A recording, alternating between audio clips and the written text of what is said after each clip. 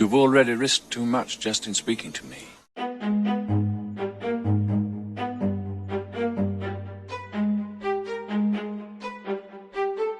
One of the classic movie tropes of studio comedies, and especially in the 70s and 80s, is the ever-clever slobs versus snobs tale. You know, the blue-collar underdog against a preppy, often annoyingly sophisticated social elite. Movies like Revenge of the Nerds, Animal House, Wayne's World, or Caddy Shack make this the crux of their stories and often use multiple characters in each category to drive the shenanigans all the way up.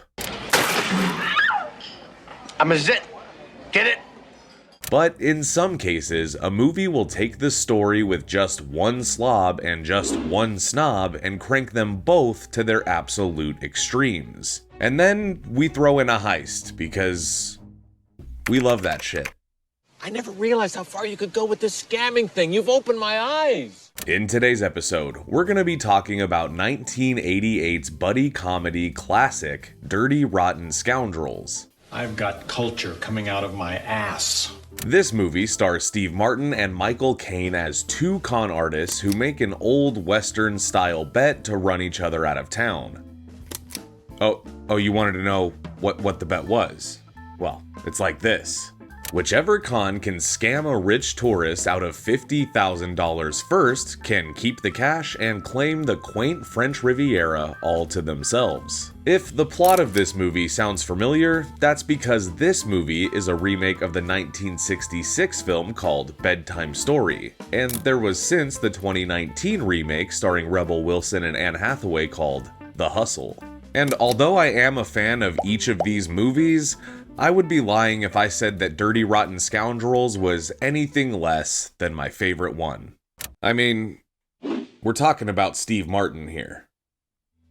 So, if you're in the mood to revisit a comforting and nostalgic film, but you've only really got your lunch break to do it, then step into my time capsule as we flash back to 1988 and revisit Dirty Rotten Scoundrels. I'm Kier with JoBlo Originals, and you're watching Flashback Features.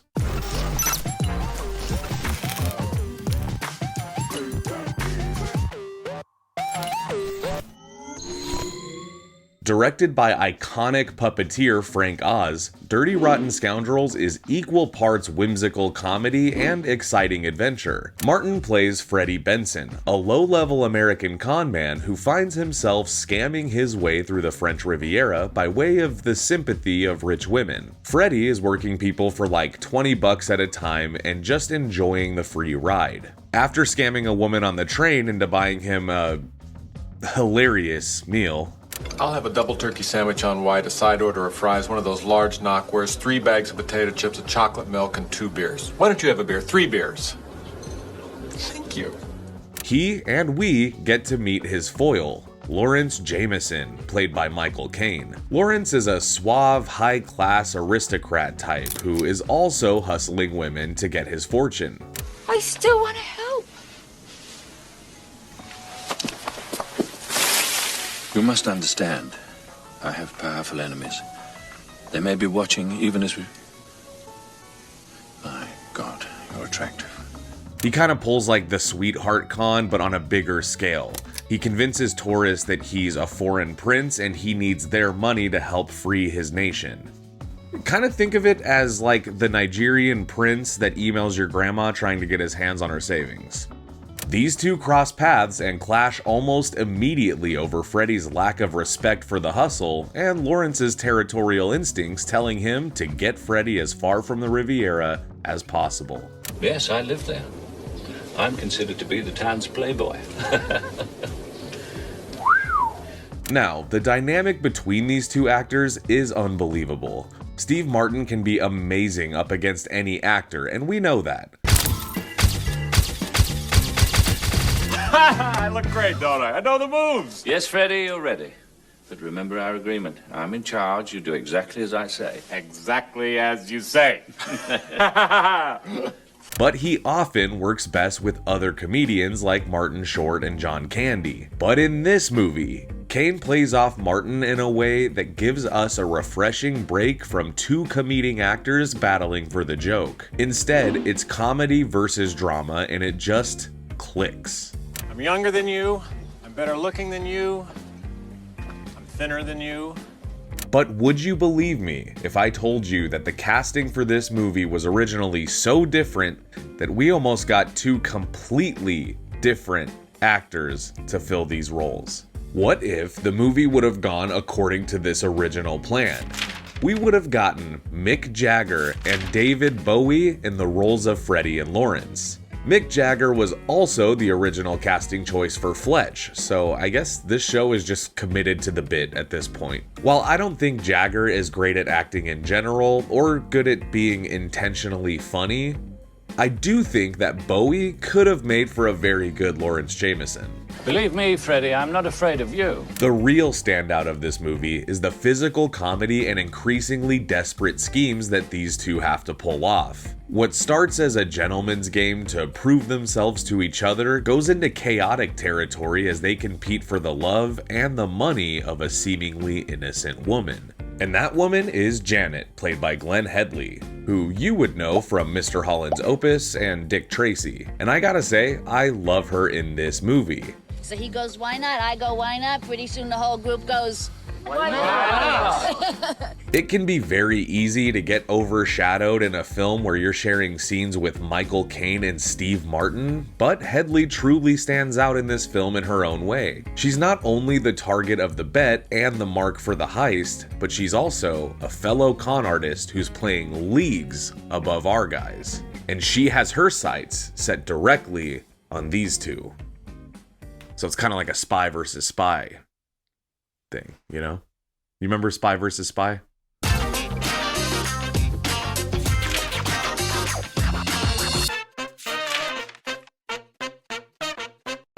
The angle that she's working is that she's a slightly naive soap queen from the United States. But in reality, she's an internationally notorious thief known only as the Jackal. And if you've seen this movie, or any of the other versions, you know that in the end, the three of them prove to be quite effective when they work as a team. So really, everybody wins. Now, as we do on this show, we've covered the plot and kind of what happens. Now it's time to take a look at some of my favorite moments from this movie. Basically, it's time for a nice hit of that sweet, sweet nostalgia.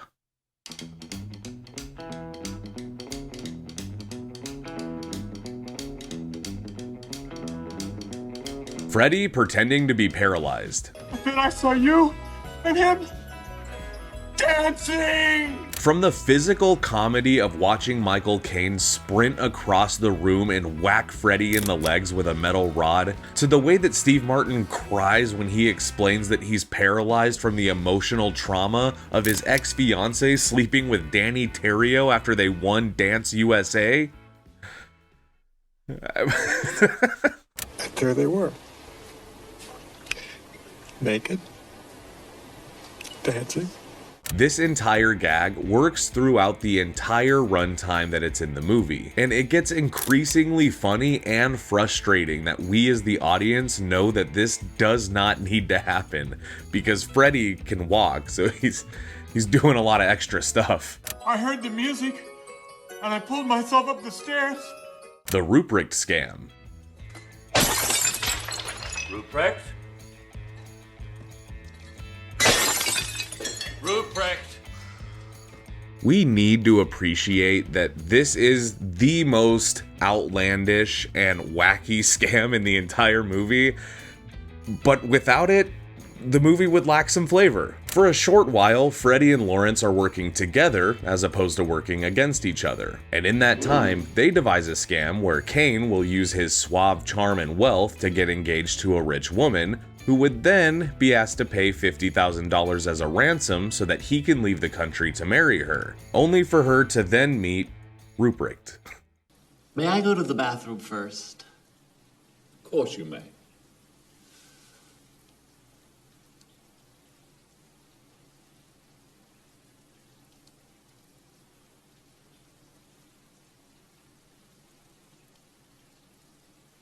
Thank you. Steve Martin is a very funny guy, but in the 80s, he was at his peak with slapstick gags that complemented his timing and delivery. This is a great example of that, with him making these ridiculous faces and twisting his shoulders and legs to look like a total weirdo, and not to mention the bravery it takes as a comedian to commit to such a silly bit while playing against people giving an honest performance. It's brilliant. I want you to meet this nice lady. Mother?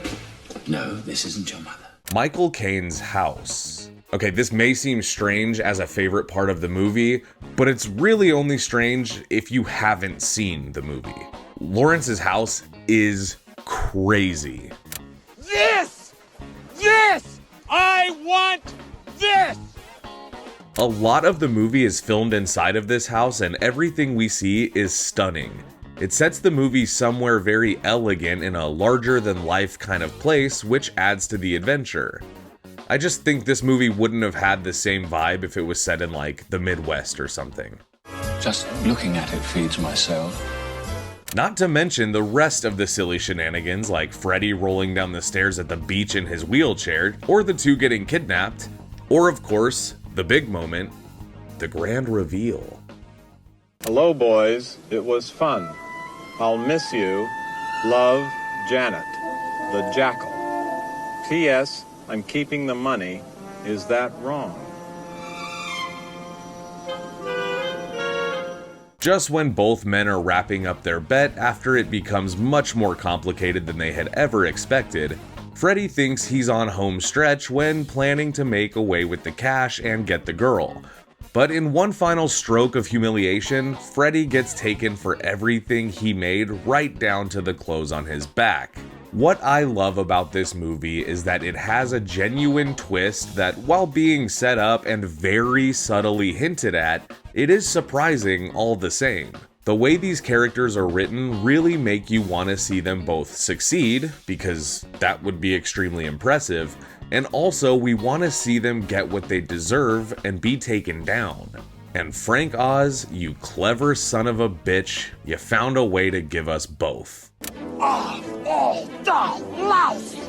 She is disgusting! She is lying! She is deceitful! She is two-faced! She is conniving! And she is dishonest! Yes. Isn't she wonderful? After getting toppled by the Jackal, the movie offers one final scene which sees Janet arriving at Lawrence's mansion, where he and Freddy are reflecting on their losses. She arrives with a large group of people and is seen to be in character for some kind of hustle. She explains to the boys that they could make much more money as a team, and the three bandits ride off into the sunset to rob the wealthy together. Poetic? I don't know, but a fun way to spend 2 hours? Definitely. You won't disappoint me? No, I won't disappoint you. This movie was a hit with critics when it came out. It didn't do great at the box office, but it was received well. It's just one of those nostalgic crowd pleasers that if you're in a room full of people who want to watch a movie, you could put it on and everyone's gonna have a good time. All my life, I wanted to be the best at something. And I thought I was the best until I met you. 7.5 out of 10. I like this movie very much. Guys, thank you so much for watching today's video. Of course, if you liked it, please make sure you drop a like and subscribe for all the best in movie content. And if you feel like leaving a comment, which would make me happy, comment down below what other nostalgic films you'd like to see me cover here on the show. Also, I'm thinking about trying to make this look more like a time capsule so it makes more sense for the show. So if you guys would be into that, you know, let me know. Okay, bye. Are you ready?